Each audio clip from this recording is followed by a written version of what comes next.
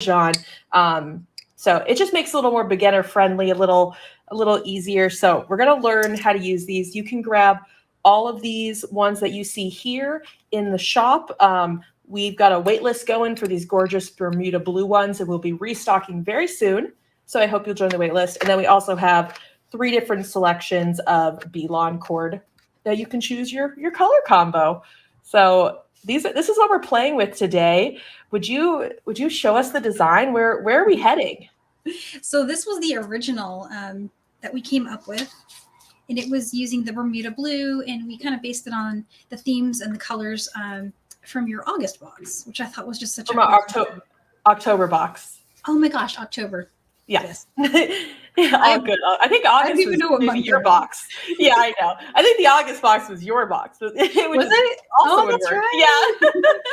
But this was our October Colors of the Cosmos box. Yes. The Bermuda blue was a perfect match. I just thought that was so cool. And this was the prototype. It was kind of like the heart of the ocean to me. It's so pretty. And so I was just playing, and we came up with this originally, and then I just started making more, and then I tried an earring. There's 2 sizes of cabochon. There's the small ones and the big ones. And so in the pattern, we've got counts for both. So you can go to town and make anything you like. Sweet. So are we going to start with making a necklace or earrings? Where are we going to begin? Yeah. So I have ready to go. I have one that's ready to take off and turn into the large cab, which would be more of a necklace size. Awesome. So yeah, would you tell us all the materials we need to make the necklace version? For sure. Yeah. So you're going to need, first and foremost, the cord, and you can use any color cord you want. I'm thinking today we'll go with we could probably work with these 2 just so you could see the initial steps, and then you'll need something to secure. So anything that can hold your cords in place, and these are just 2 warp cords. You can use this, or you can use the tying station, but just have it secured to the back, and it gives it some good tension so that you can get an easier time making your macrame knots. Cool. So yes, folks already have the full-size jewel loom, the baby jewel loom, or a tying station. Any of those 3 will work, which is really nice. Yep. Yeah, anything. And even if you just, you need to be able to get under it. I feel like it's easier, but I've seen people do these with like pegboard, macrame board, that kind of stuff. Yeah. Cool. And then what else? Then really that's all you need until you get to the part where you're attaching the stone. And at that point, it helps to have handy some collapsible eye needles so we can maneuver the ends of the cord. And also when you do your bead stringing, it'll help you get your beads on. And on these, I did something extra. I finished them with this is called a clamshell bead tip finding. And it's just a little finding that has like a Pac-Man. You bring the knot inside and close it. These are optional. There's lots of ways you can finish your design, including just knotting it. Like the one that I'm wearing right now. I literally just put it on with a knot. And that's all I did. So cool. Without even a clasp. This is you said this was your bonus simple one. Just all about the bezel setting.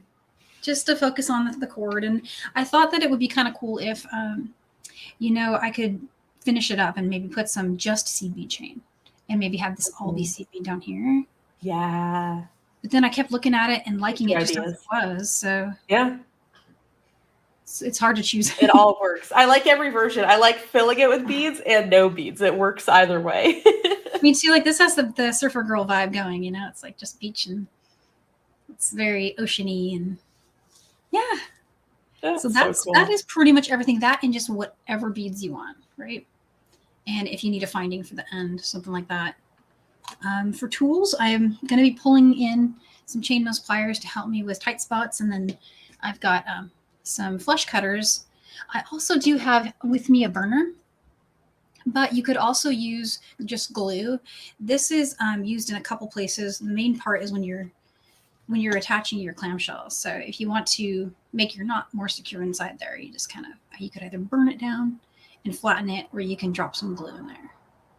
And the other thing you can do is, if you feel like it, if you don't want to have a tassel for example. I did tassels on all mine because it's the easy thing to do, right?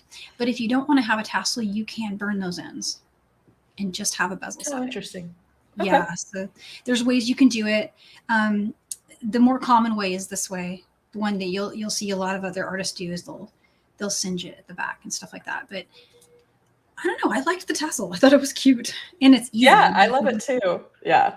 Oh, and one other tool that might be handy in addition to scissors is tweezers. Or in place of tweezers, you could just use some chain nose, but it's going to be used one time to do an overhand knot and just help you with positioning that knot.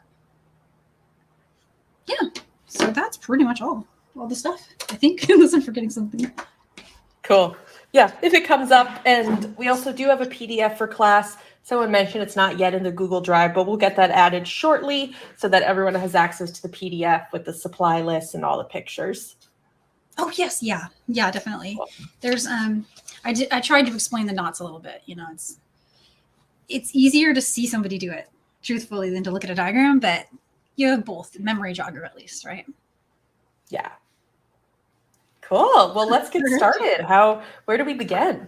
So let's just start with a fresh loom. Let me move all of these over. And you'll need about 35 inches of cord. That cord will become your work cord. And so let's do this one for that, because you're going to mostly be seeing the other color. So, and I'm going to use the big loom. You could also use the baby, but I'm going to use the big one because it's free here. Okay. And if you're working with like the tying station, just go ahead and do what we're doing here, but put the midpoint on the wing nut instead of what we're going to do here with the bar. So 35 inches, I'm just going to cut this off camera. I got a ruler here. And all these counts, guys, they're all estimates. I mean, this is a forgiving technique you can get away with, more or less. And bring these ends together. And so our goal now is just to find that midpoint and hook that onto one of the knobs at the back of the loom. And you can try to get it to do this now, but inevitably I always end up adjusting it after it's tightened. But what you're going for is 4 or 5 of these apart. So I just count it with my thumbnail. 1, 2, 3, 4, and 5. Measurement, if you're on the tying station, is about 1/4 inch or so. And again, it's forgiving. And just to make sure I understand, what you're counting, is that the indents or the hills or the valleys? I'm counting where I can get my fingernail in there. So 5 troughs. We can sort of, okay, cool. There's 5 valleys that we can see between. 5 bad days on the Dow, yeah. Cool, whatever you want to call it. Yeah. And we just bring that down, same kind of thing going on here.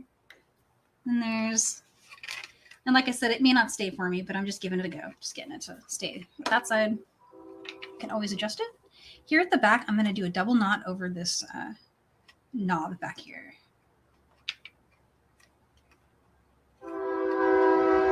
Hey, Train. Yep, it's here. You heard it. It's in the wrong riveting class state. for us. It's in the wrong state. It needs to come up here. Bring the beads up to the Pacific Northwest. Oh, yeah. That was the first half of my double knot. Here's my second. Okay, let's just take a look at it. So I've still got the space of 5 there. Still have the space of 5 over here. And again, that's not set in stone requirement. It's just, a good estimate, about 1/4 inch or so. And this measurement, what's happening when you do that measurement is it's deciding how much of your stone it's going to cover. This measurement is this measurement. And that is less than this, because I think I did this one as just maybe four spaces. And I was torn, like which one I liked more. I couldn't decide. I like 4, but then I also really liked it when it covered more of it. So you can try different things. I've got a little more to say about the knots and the spacing that I'll address as we get there to these different parts, but you can see where the wider you make this, the more of your stone it's going to cover on the side. Got it. It's going to come up higher on the dome. And all just preference. Okay, so let's get the other color I had out. And so for this one, you need a little more. For this one, if you're doing the big cab, you'll want about 50 inches or so. So I'm just going to go wingspan it just to be easy. And in your designs, you used, I'm guessing you used the same colors for I did, the yeah. thread? Okay. So we're just using two different colors today just to make it easier to see what's going on. Exactly, yeah, because once we start doing these knots, the same color over the same color, it won't be as easy for you to tell when I'm going under or over something. Yeah, perfect. So again, we'll do that for the demo then. But my finished sample, Awesome. I didn't vary it. I just kind of went all with the kind of gold on gold color. Nice. And so once you've got your long strand, measure about 10 inches from the bottom of one end, and that'll become your tail. And then just fold it over so you get a loop like that. And having the tail side toward the top of your loom, you want to just bring the loop under the left warp thread. Oh, and I forgot to take the bar out. If you're using the loom, the jewel loom, the big one, you're gonna have to take this bar out of the center there. And that'll tighten up your tension really nicely. There we go. And just to refresh on the terminology, what are the names of the threads that are on the loom? Oh, yes. So these are called warp threads. So when we warp a loom, we're putting threads that become the guitar strings. Those are your warps. Okay. And then the thread you do your stitching with, or in our case, our knotting, is your weft thread. Cool. Thank you. So today our weft thread is brown and our warp threads are gold. Awesome. And here's my 10-inch tail again. Just lost that a little bit there. Roughly. And this isn't rocket science either. You can just have it be however much. You just need a little bit to maneuver. This will become part of your tassel. So one tip I wanted to give is if you're not wanting to do the tassel and you want to have enough left to be really long at the end, here's a place where you can do that. You can make this this tail here can become the length that is the necklace, one side of the necklace. And then at the end, you'd want to have enough to leave about the same amount. So that's one way you could do it. I'm doing this because we're just going to trim it into a really pretty tassel. And then working at about the middle, it's forgiving. So you can slide these around. I'm going to show a little bit how you can move this around if you need to. But you want to kind of put this as close to the middle as you can get it on your loom or your tying station, because this side and this side are going to become strands in your tassel. So having them have some length is helpful. All right, so here's our loop. We just made a loop by folding it over at the 10-inch point. I'm just going to bring it under the left warp. And then what I usually do is I just put my fingers inside that loop. I grab both of those strands on this side and then just pull that through. And you'll get a lark's head knot. Looks about like that, with a 10-inch tail at the top and a long working weft coming out of the bottom part of the lark's head knot. And you can pinch it, tighten it up. I'm often doing this a lot, where I just kind of hold the knot in place. You can slide it if you need to, if you want to bring it down a little bit. And so that's one side, and that's the easy side. The next part, it's not tricky. It's just a matter of knowing where to go. So you got the 10-inch tail side here. And what you're going to do is take the working side and you're going to go over the right warp thread and then go under it. And when you come out from underneath it, come back over itself. So coming back over itself. And that's the first half of your second knot. And then you'll do this under, over, and then under itself. So the mantra is under, over, under for the first. And for the second, it's under, over, under. And so let me show you what I mean by that. And this is the thing you'll do over and over for the entire duration. So we're going to do it a lot. From here, I usually just kind of grab the thread here because I know I want to go above, right? This cord is going over my right warp thread. And then I'm going to bring the cord under it, right? And it's passing now back over itself in this direction. So that's the first half. It's basically just a loop around the rightmost warp. That's all you did. You went over it, under it. And when you came back out from being under it, you just want to be north of the strand here, right? Coming down. And then now we're just going to go under it. And one of the tricks I do when I'm working with a really long strand like this is I'll pinch a loop like this and do that motion. I'm going to go under it and then just pull it through.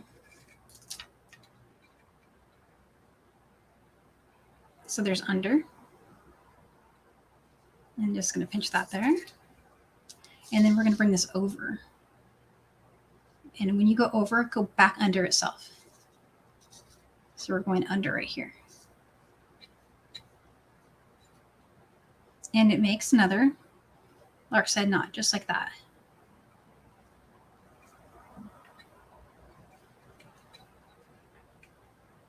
And the part of that can be tricky is just getting that direction, right, to face the right direction. Mm-hmm. But that's pretty much the entire thing. We just do this a lot of times. Cool. Well, that's good. So you get lots of repetition to get more and more comfortable with it for everybody. I know. And it's one of those things where when you first try it, it just is really awkward, right? But then it starts to make sense after a couple of rounds. And so like the next one, we're going to do that same exact thing, but this time we're going to focus on the left warp again. So you just want to, I usually just bring it down and then hold this in place over right here. And then coming up under. And grab that. And then just bring that over like a little bit tighter. And now we're going to do that same thing again, going under. And then over and through itself. So under itself, right?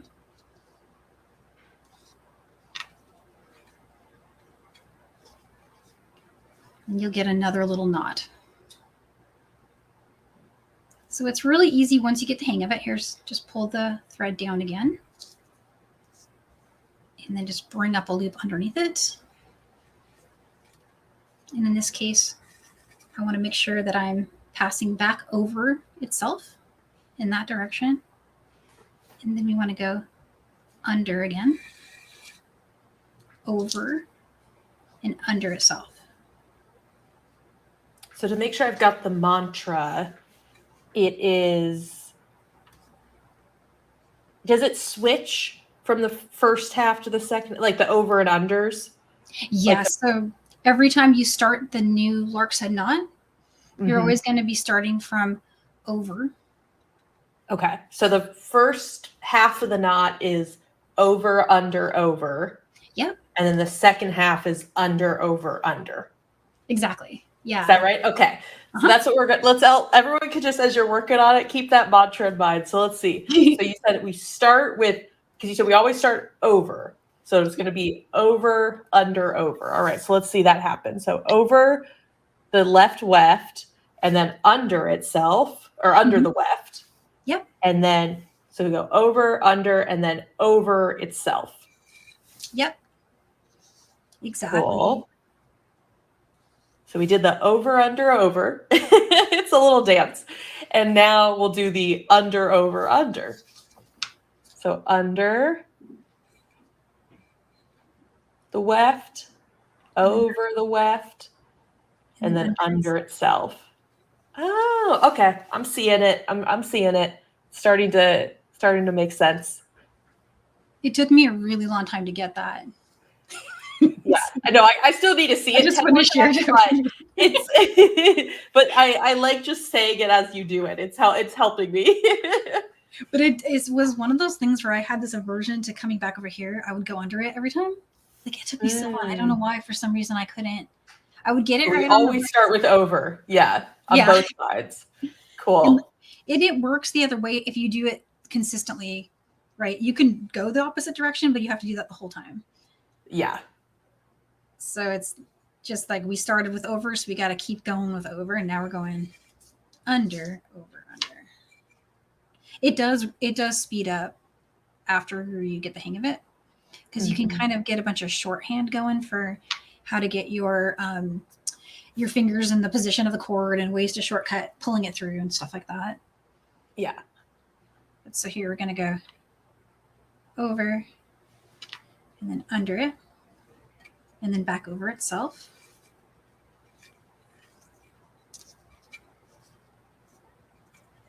And one of the things I'm doing as I'm going is I'm making sure not to cinch this together like a belt, right? I want to keep that spacing. So sometimes I'll even kind of pull them apart a little bit with my hand as I'm pulling on it, just to keep that tension even. And I made myself a knot down here. Let's fix that.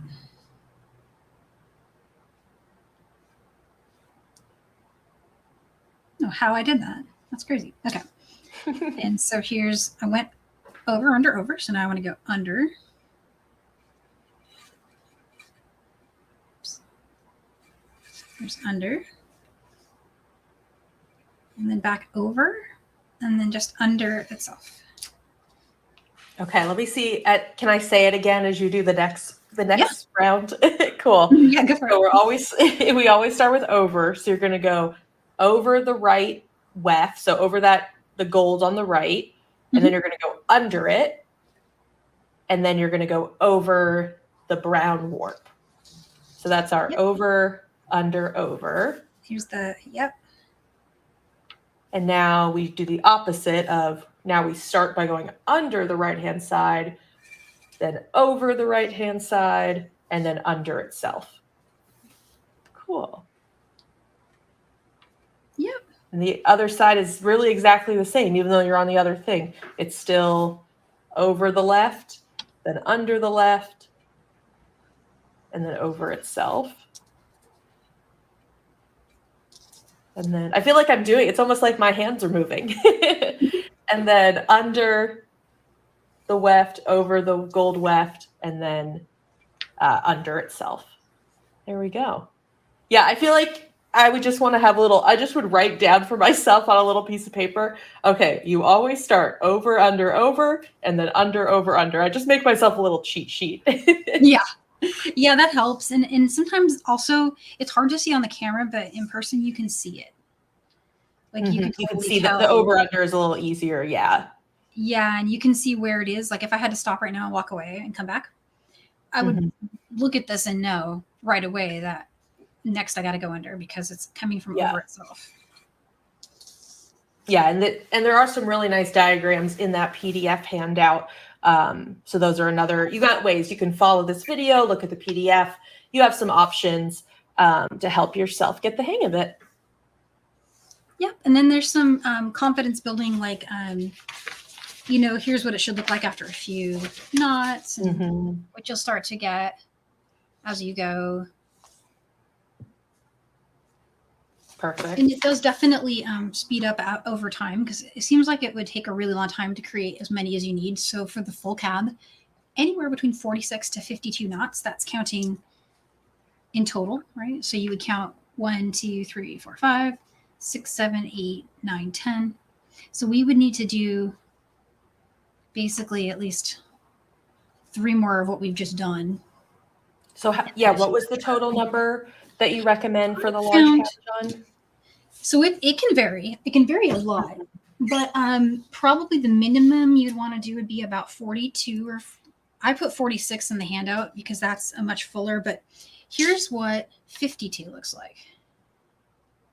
Because check out what you can do on these things. You can cinch it up and make it a really tight coverage, or you can span it out and get more air on the side of your stone, which means you get to see more of your pretty stone. And for a lot of cabs, you really do want to kind of see the side. So here's a difference. Here's what 42 looks like. Where the knots are more spread out.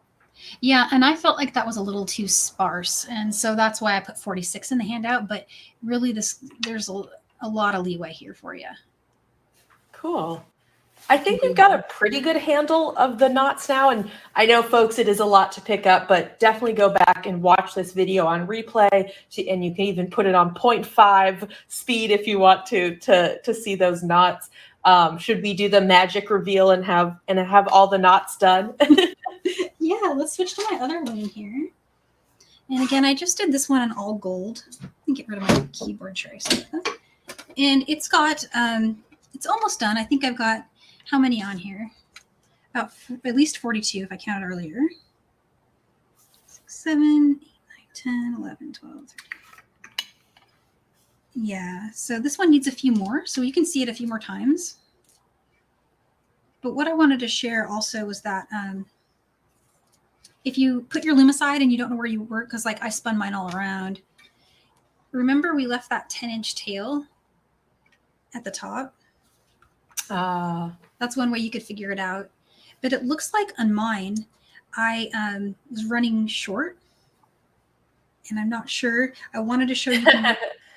Yeah, you want to work it from whichever direction, but you can also do this. If let's say you get here and it's a little short and you want to work from the top, you can do that. The best way to do that is literally just to flip it around. And then just keep doing the same thing we've been doing. Bring that under. And so those measurements I shared, those were for the large cabochon. If you're working with a small, you can get away with like 32 or even less if you want. Bead train. Coming through. And there we go. All right. And so let's go with what I got here. I think it'll be enough. It'll be a little more spread out. So you got this going. You got your, oh yeah. And one thing I also wanted to make sure I say is try to end with your tails on the same warp. So you can see my tails are coming off here.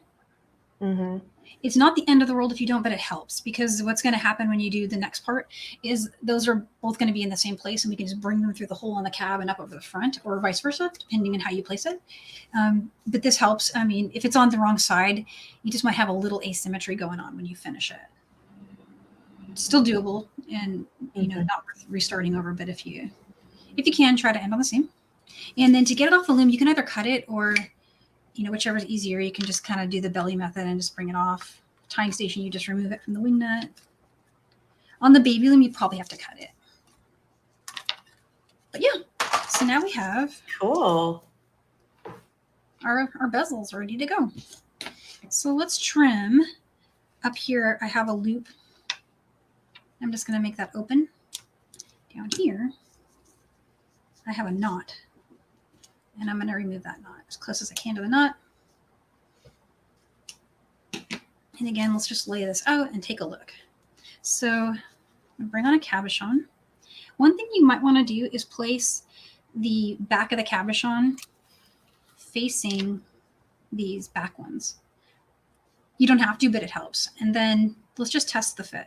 Let's put it on here. One of the ways to test it is ignore these strands for now. These are your weft threads. So just get the weft threads out of the way and just focus on the warp threads for now. And the way to identify those is to just take a look. The ones that we were doing our knots with, the one that we were working with to make the over and under, those are those weft threads. Just kind of push those out of your way like that. And the part you want to pull and hold is this part right here. This gives us the ability to still move this around if we need to slide it. So we've got a lot of freedom right now just to do that with those.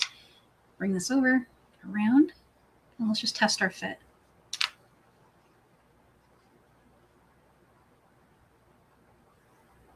And I'm just kind of aiming for the top like that.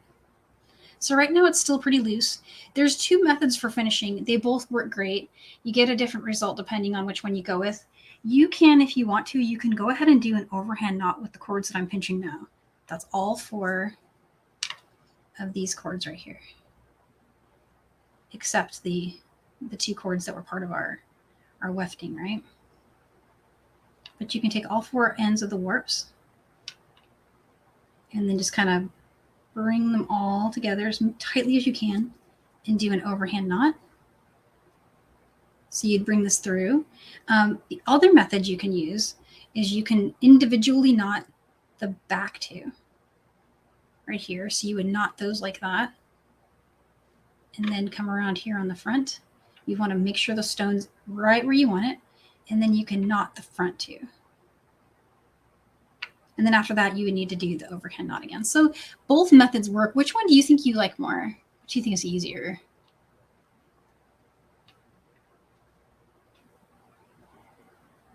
And I can show it on I'm sorry, I was talking on mute. I think either option. I would, whatever you prefer. They both have their pros. So like, if you do it this way, one of the things I want to do before I do it is I want to bring all of the weft to kind of be on the inside of those warps. And then I can just do that overhand knot right now. And then we'll work with the weft threads separately. And that's probably honestly the easiest way. The only trick is getting that overhand knot to be as close as you can to the top of the cab. So some people might find it easier to individually do the knots. So hopefully that makes sense. Let me know if there's any questions about that. This is what I did on the originals. I just came around and did the overhand knot. And I'm honestly not sure which one I like more. Yeah. They both work. They're both cool, but it's just sometimes one looks better than the other. I can never decide. Okay, and so this is where you have to be careful as you're pulling tight, because you want to make sure this fits snugly around. Exactly, and that's why you would really want to have some tweezers handy to get you really close to your top of your stone. Get as close. Basically, went through the circle of the knot, and you're holding it kind of where you want the knot to end up. Yeah, exactly. And so if you didn't want to do it this way, all you need to do, knot these 2 separately, knot those 2 into a double knot separately, and one will get really tight back here. The other will get really tight up here. I'll show you on my samples. You can kind of see that knot. This one is there's less visibility into, the knots that we've done. So that's one of the pros of this. The con is that it's a little tougher, I think, to maybe get your knot to position perfectly. So I'm going to keep pulling out this thing. So individually, I'm going to pull strands now. 1, 2, 3, and 4. And then boldly pull that apart. Okay. Okay, and so now we've got our cab in there. And I see you were kind of just pushing some of those, the macrame that we did around, just to kind of even it out around the bezel. Exactly. Yeah, I'm just making them pretty. If you feel like it's not tight enough, you can always tighten it up.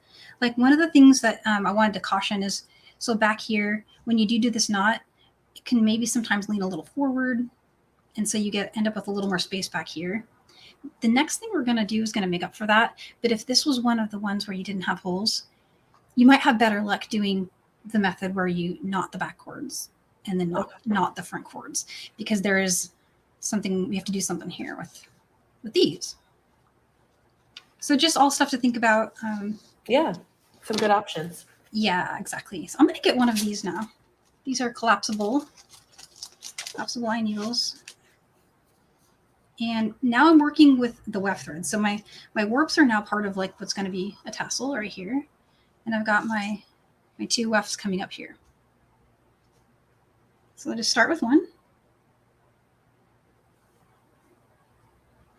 And just note really quickly that when I did my overhand knot, I took some care to make sure that they're underneath the bezel. See how they're coming out from underneath. If they weren't already like that for you, for example, if this thread was coming out over, all you would need to do is just come along and bring it under like that. Mine's already there, so I'm okay. But you want these underneath your bezel coming up to the front. Yes, yeah, exactly. I think finishing these is like a lot more tough than making the actual knots. And now you're pulling through the top hole from the front to the back. Yeah, which looks so pretty. And I'm going to do the same with the other strand at the end, but for now, let's finish this one. And so when you're here at the back, all you have to do is just go ahead and go back up through your bezel.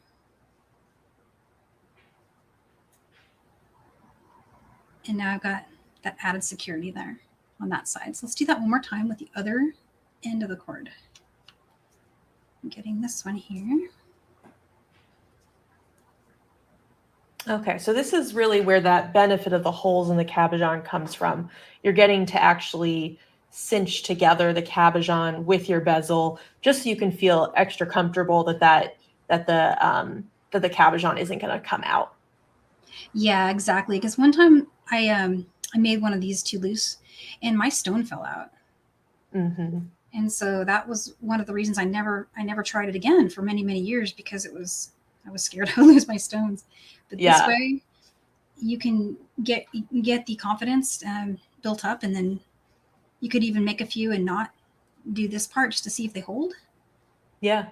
Just to kind of learn the ropes. So And then just going through the bezel, just finding a spot. Okay. Yep, just to make it stronger. And so now, even though there was a little more spacing that I would have liked at that back spot, got it. And so there's a couple different things you can do to get rid of these two weft cords. If you're liking the tassel, follow me on this one. This is what I did on the samples. But if you don't like them, you can always just burn them at this point, do a little knot or half-inch knot, or burn them. But I did a wrap around. So just kind of put this here. I'm just going to hold this here like that. This is my collapsible line needle. I'm just holding it with the whole side down at the back. You can feed it through at the end too, whichever's easier for you. But I'm going to go around once. And this is just to make it pretty and to bring these down into the tassel. Okay. And I need to feed each of these ends through. This is just a silk wrap. We do this a lot. We did this on one of my last classes. And if you look up silk wrap, like there's tons of videos on silk wrap. So it's kind of the same thing. And so holding everything tight, let's just pull this through. And if you have any trouble getting it to go, which I often do, just assist with those. Let's chain those pliers. Oh, cool. That felt like a magic trick. A little bit, yeah. And you can come along and adjust it, make it pretty. I want this to sit down a little lower there. Your inner perfectionist will hassle you at this point, but you'll get it. And so that's one side. And that's kind of how I did the little tassels on the bottom. And you can always adjust this to your heart's content. You can always go around again. Like you could wrap a bunch of times if you want. Save these needles because you can use them over and over and over. Awesome. And then we just need to trim this? Yeah. Then what I did is I just grabbed some scissors, and you could always cover these with beads. Let's just do. Yeah, I was saying I do love the idea of like putting in some beads that have large enough holes and then adding a knot at the end. And you just have some like beads dangling at the bottom of your tassel. Would be very cool. Yeah, that's always lots really, of really options. Fun. I hope somebody does that. I'm gonna maybe do that on my other sample. I just ran out of time, but I really wanted to try that with this one, just to have a bunch of little like pretty danglies coming off of that. And then I still need to show you how I did the chain. Yeah, it's really easy to do the chain, and that's the other cool thing about having the holes, because now we have a place to anchor a new cord. Cool. And maybe I should do that in a different color. Sure. Yeah, that's a good idea. Yeah, and it'll look really pretty anyway. So for this, for how much to cut for this part, let me just switch to see if I had any epiphanies here. And it looks like, yeah, so what I said in the handout, and I think what I did for all of these, was I just measured how long I want to wear it.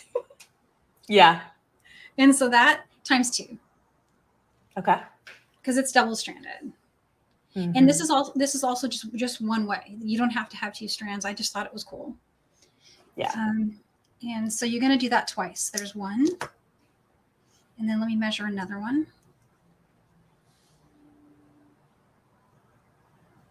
I'm just going to pull that down. And again, these don't have to be exact either. They're just, there we go. Okay, so now you have two strands. Each of those is going to become a side of your double-stranded necklace. And what you'll want to do is bring them one end onto your needle and just kind of bring it down just a little bit. And then bring it to that locking spot. So you know how it kind of overlaps on itself? There's a little spot where it locks. Just try to get it in there like that. And take a look at your bezel. And what you want to do is, let me bring the sample really quick so I can explain a little more. So I kind of tried to position each of my ends so that they straddled 2 sides of my bezel. But it depends on if your bezel ends with something right in the middle or not. So what I'm going to do for this one is I'm going to put one of them coming out of here and one of them coming out of this side. So let's just go under one of these sides here. Bring that through to just kind of just eyeball kind of the middle of your strand, or you can even hold them and just kind of pull like that. From here, go through the hole on the cabochon.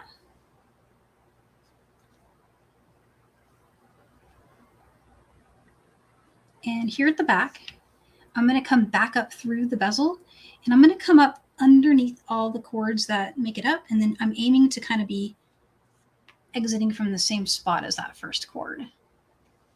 Okay. I hope it's visible. It feels like it's really hard to see. But all we really did here was we literally just went through the hole on that cabochon, and then I've got both of my strands exiting from a point here in between these two. And I can still adjust it around a little bit. So for now, I'm going to just leave that in place. Grab the other one, do the same thing again.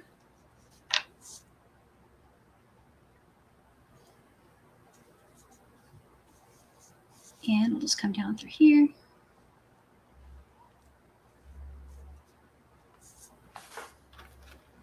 And keep those out of the way. There we go. Okay. Find my midpoint a little bit. Go through the cab again from front to back. You could also do this back to front. It actually doesn't matter. Just make sure I've got my midpoint again.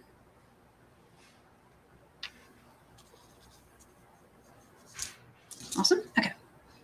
And from here, I'm coming out of the back side here. Same thing. I'm just going to aim for the spot where that cord is. And try not to puncture the cord. It's a little bit easy to do. Looks like I'm okay there. All right, we're almost done. You don't need this anymore, at least for a minute. So I'm just going to put that over there. Okay. So what you have now are cords coming out of the top of your bezel like that. And it's basically already a necklace. It's pretty much ready to go. I have one other little tip that I like to show that's really cool. If you like to do the tweezer overhand knot thingy, you can take and at this point you could just string. You don't have to do this, but I kind of like to do a little extra thing. Bring it on there. And again, I'm just going to pinch right at the base of those cords. Pull tight. Helps if you pull each strand by itself. You can bring those apart like that. And now you've got a little knot that, yeah, just anchors it there. Yeah, and it's also, if you had beads that could fit 2 cords, at this point you've got everything coming together as one. And so to do that again on this side, just bringing it over my fingers, through the loop. Just go through our loop here. And just pinch it. Pull them along.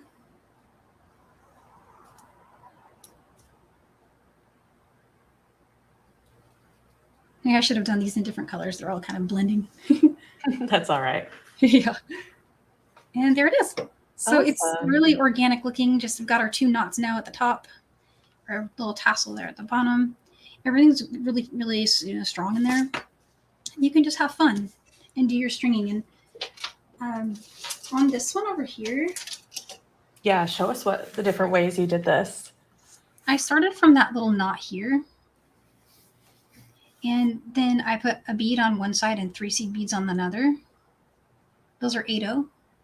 And then I just did another overhand knot. And I strung one of these lantern cathedral. Yeah, the cathedral beads. A bunch of these, another knot together. So you're just putting like seed beads on one side and your gemstone or your check glass on one side and then just coming around. And when I got to here, I just went and separated the strands and did all size 8. Awesome. I thought that looked really cool. Yeah, I really love this extra detail. I almost brought them together like that. It's almost a... I would want to put some wire to stabilize it, but that's cute too. I just kind of like that. It's so pretty. And then how did you string it up on your blue one? And the blue one, I just kept those strands separate the whole time. So right from the knot, I just started freestyling it. I love how it's random, but yet it doesn't feel, I don't know, it doesn't feel random. It feels so pretty. I love this one. I was tempted to make it a gift, but I don't think I can part with it. I know that it's just too cool. I just can't. And it's interesting how the top part becomes the bottom. See at the it's there. And you recommend it's helpful to use those collapsible needles as you're stringing, is that right? Yes, yeah. While I was stringing each of these, I just went ahead and put this on the end. And got that through there. And then just started stringing beads. Cool. And they slide right on, like even a size 8 seed bead, no problem. Goes right over this. It's exactly what I used to do those. And the clamshells. Yeah, that's what I'm curious. How do we? Let's end one. We're gonna skip ahead with the stringing. You can either leave, your Belon cord, just leave it bare so you can see the color of that cord. You can add some beads, do a mix. But either way, you'll get to the back of your necklace, and that's what we're gonna go over next. Yeah. Do you like this color cord, or should I switch to the other? Which one do you like more? Oh, I like it. This one works? Okay. Yeah. And so the clamshell, you're going to want to, in this case, we're terminating strands. So you're always going to be coming through the not Pac-Man side. So the Pac-Man side is that side. We're going to be entering through the other side. And just pretend I have a bunch of beads on there. Which all you'll do is just do an overhand knot. And bring that through. And then use your tweezers again to help you position the knot.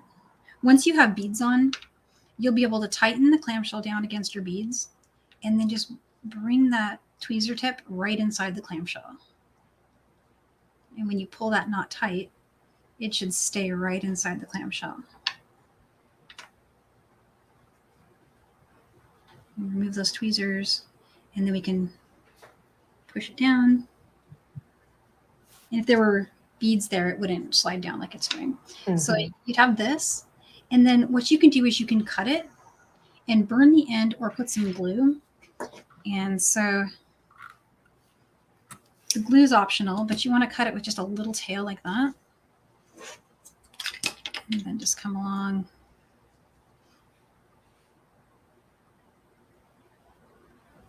And bring that down. So explain to me how the thread burner is, how that's keeping it secure. It's just burning the end of it. It's so hard to see. I wonder if I can make this better somehow. But here, I can bring it out in this case. But what it did is it kind of singed the end and almost kind of like melted it onto itself a little bit. This doesn't work with all cords. It only works with synthetics, which you can get in nylons and stuff like that. But you can get it to kind of like melt like that. Or you can just get some fabric glue and put the dot of fabric glue on there. You can actually fill up the whole clamshell with fabric glue. I used to do that if I was doing silk or something. And these are soft, so you can actually pinch them closed on your own with your hand. If you want to use some pliers, you can use some pliers. And then these do really well with round nose, the little tops.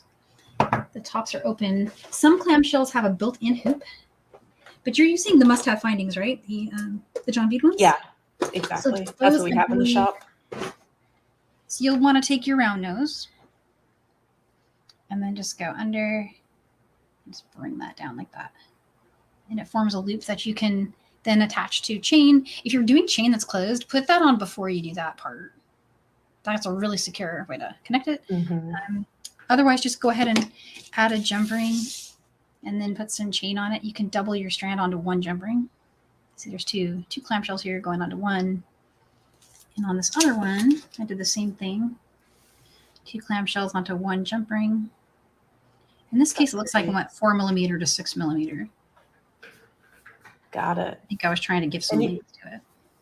And you were mentioning that the clamshells are optional. So I guess with the alternative bead, would you just be tying the end of your cord like directly onto your clasp or like directly onto a jump ring? Anything, yeah. I mean, there's really no limit. You could do a macrame all the way up and do macrame ends. I mean, like, for example, the way we did this, you could bring a 3rd cord in there and then you'd have 3 and you could macrame all the way up. You would just need a center cord there. But on this one that I've been wearing, I literally just tied it like that.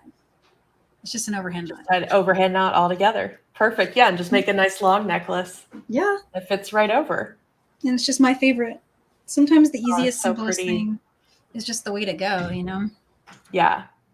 So I like this so one. Fabulous. You guys, look, we have learned some great techniques.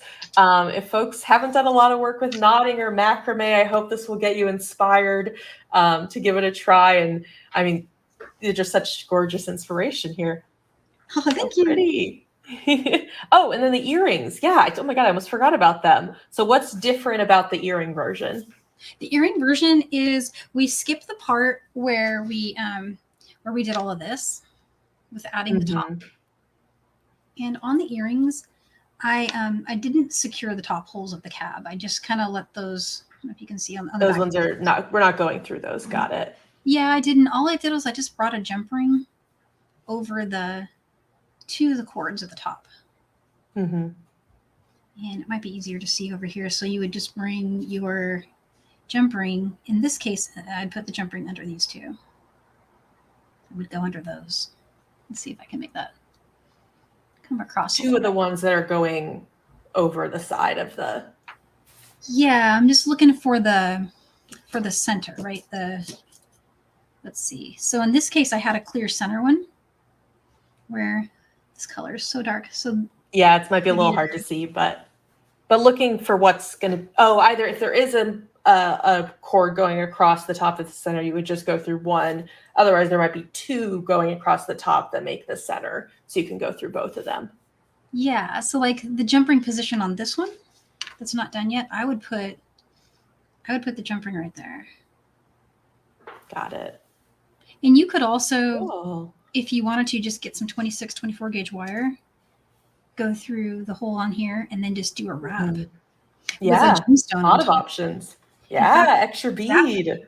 Really cool. So how would you want to do a messy wrap? Because it would need to be kind of small gauge to maneuver like that. But yeah, like even 24 gauge, if you went right through the back hole, through the front hole, you might want to come in front of the bezel in that case, and then just do like a jump. Yeah. I love that idea. Just mixing mediums. There's so many ideas, so many options.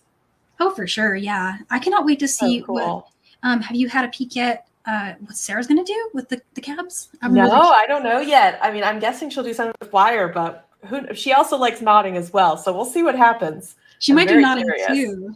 But I mean, no matter what, it'll be different because you guys always have such cool ideas.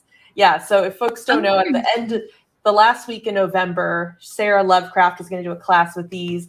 And yeah, you've been playing around. You played around with wire, right? You were just like trying to make a wire bezel setting. So there's lots of, you can take these in whatever direction you want. And I'll just remind folks, we have all of these colors in the shop right now that you see here, and we're going to be restocking the Bermuda blue. And if you're looking for where to find these in the shop, I recommend, if you don't have it yet, get the download the Sam's Bead Shop app. I've opened that up here. Right along the top, we've got all of our recent live sales and then lots of gorgeous beads that you can peruse. But here at the bottom, you'll see home, shop, waitlist, favorites, account. I'm going to go to the shop one right there. And you'll have a few different pages to choose from. I'm going to go to Macrame Bezel project because that is what we have done today. And that is going to give you everything you need related to today's class. So there's the link to watch the class you're watching right now. There's the link that'll take you to the Google Drive to download the PDF. You can shop the 2-hole cabochons. So I'll just press this arrow here. You can see we still have stock of all of the other colors. So you can see all of those. We have the supply list. So if you need to pick up any of these, you can click on the link. And we've also featured some collections down here. We have the 3 different options for the Beelon cord, whatever colors you would like, as well as some of the other supplies that we've shown off. Those clamshell bead tips from John Bead.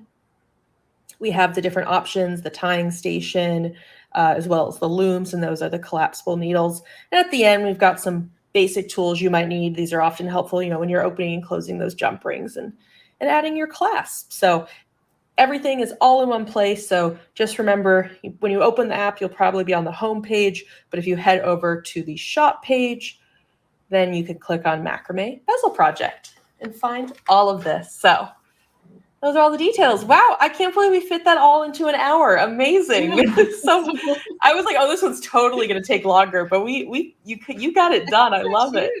I know. I have a backup to take my son to guitar because I thought there's no way I'd finish. So. Yeah, but we did it.